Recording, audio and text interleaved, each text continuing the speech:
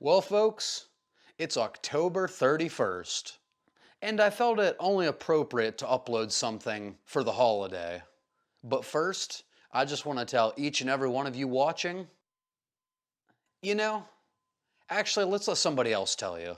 Happy, happy Halloween, Halloween, Halloween, happy, happy Halloween, silver shamrock. Happy, happy Halloween, Halloween, Halloween. Oh, sorry. I know. It's going to be stuck in your head all day now, right? You are welcome. Anyway, let's get into it.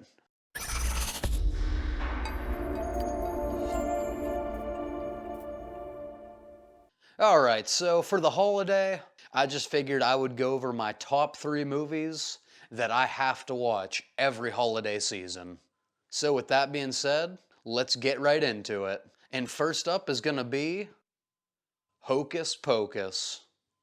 Now for anybody who grew up in the 80s or 90s like I did, you already know this movie is an absolute classic. This film centers around the Sanderson sisters of Salem, Massachusetts. 3 witches played by Bette Midler, Sarah Jessica Parker, and Kathy Najimy, who suck the souls out of children to steal their youth. And all 3 actresses here definitely committed to their roles, and they are easily the highlight of this movie. Winifred Sanderson, Yes? I will ask thee one final time. Yes? What hast thou done with my son, Thackeray? Thackeray. Answer me! Well, I don't know. Cat's got my tongue. And there's just this certain indefinable charm about Hocus Pocus that to me makes it just as enjoyable to watch now in 2021 as it did all through my childhood in the 90s and early 2000s. It's just a lot of fun. And on top of that, it has this deeper message about how far we would go to protect the people we care about. In this particular instance, it's this older brother trying to protect his younger sister. And it's a simple message, but I just really think it resonates with everybody who watches the movie. And surprisingly, considered how loved this movie is now, it actually started as a commercial flop, losing Disney about $16.5 million while it was in theaters. But between the heart, the charm, and just a lot of fun moments, this has now become a must-watch for countless people every Halloween, including myself. And while doing research here for my video, I actually discovered that there's a sequel coming, Hocus Pocus 2, to Disney Plus in 2022. Now I'm definitely skeptical about this, but hey, here's to hoping. So in conclusion, if you've been living under a rock and you've never seen Hocus Pocus, give this movie a watch this Halloween, and I guarantee it'll put a spell on you. I put a spell on you. And now you're mine. Alright, coming up next, and actually released the same year as Hocus Pocus in 1993, is the stop-motion animation musical, The Nightmare Before Christmas. And this isn't just a movie. This is an experience. Between the characters, the songs, and the animations, this movie is truly unique, and it's just full of style. What's this? What's this? There's color everywhere. What's this? There's white things in the air. What's this? I can't believe my eyes. I must be dreaming. Wake up, Jack. This isn't fair. Now this movie, of course, tells the story of Jack Skellington, the mayor of Halloween Town, the Pumpkin King, who gets tired of the same thing every year. He's getting tired of Halloween and the scares.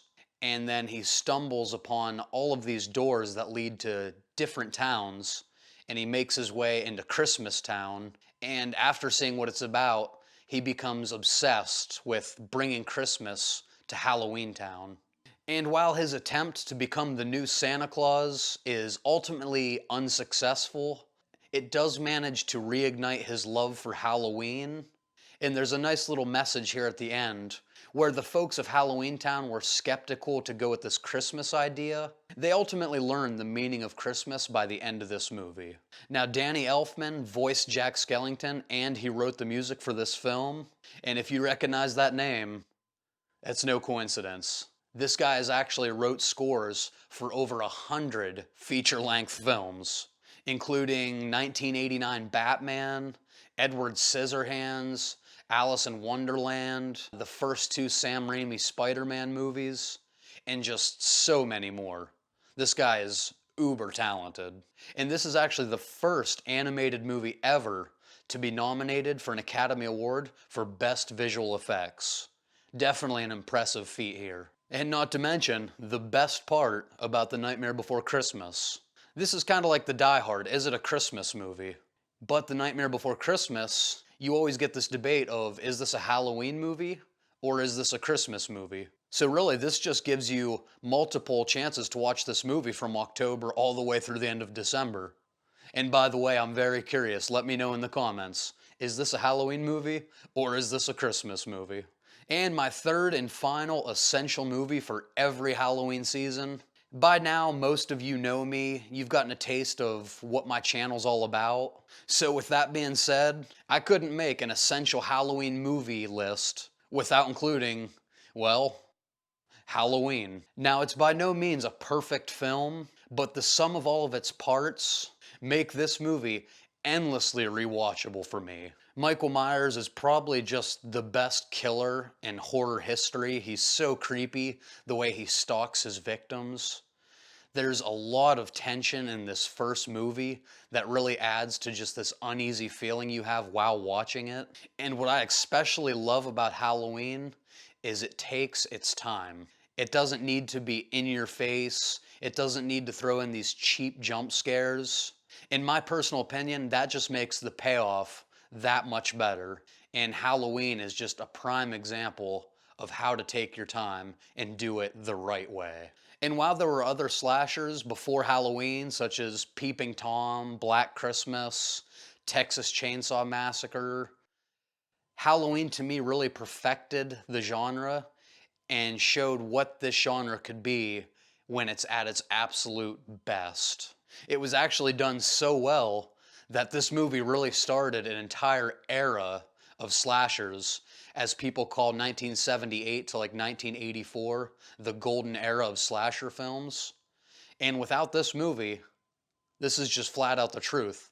There is no Friday the 13th. And another horror icon is never born.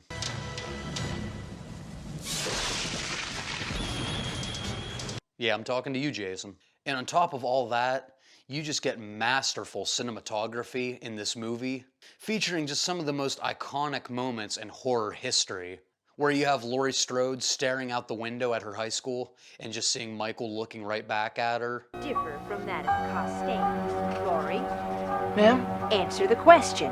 Or you have the chase scene where he's coming at her in the closet, or you see him just creeping out of the shadows behind her. And then, of course, you get that shot at the end of this movie with Dr. Loomis looking to see that Michael has disappeared.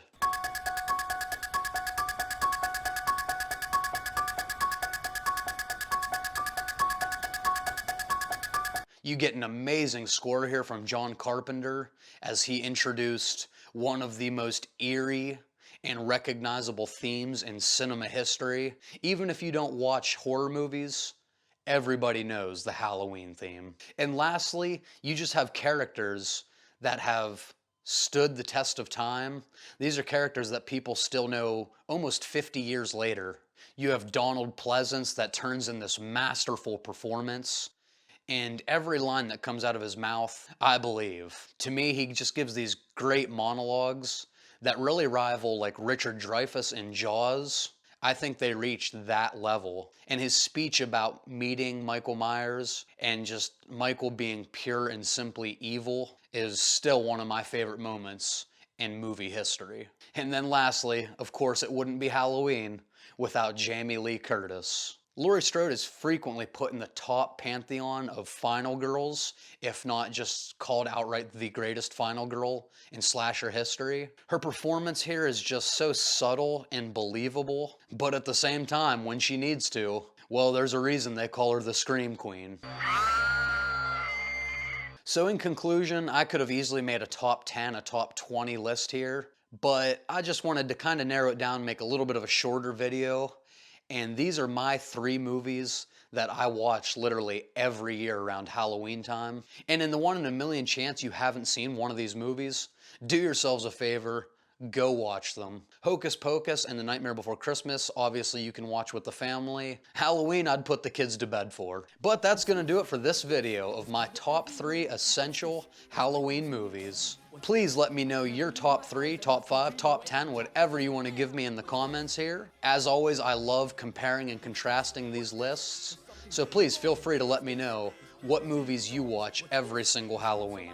And as always, if you're enjoying these videos, please give it a thumbs up and consider subscribing right over here so you don't miss any future content. And to see other videos on my channel, you can check a few out right over here. And as always, we'll see you in the next one.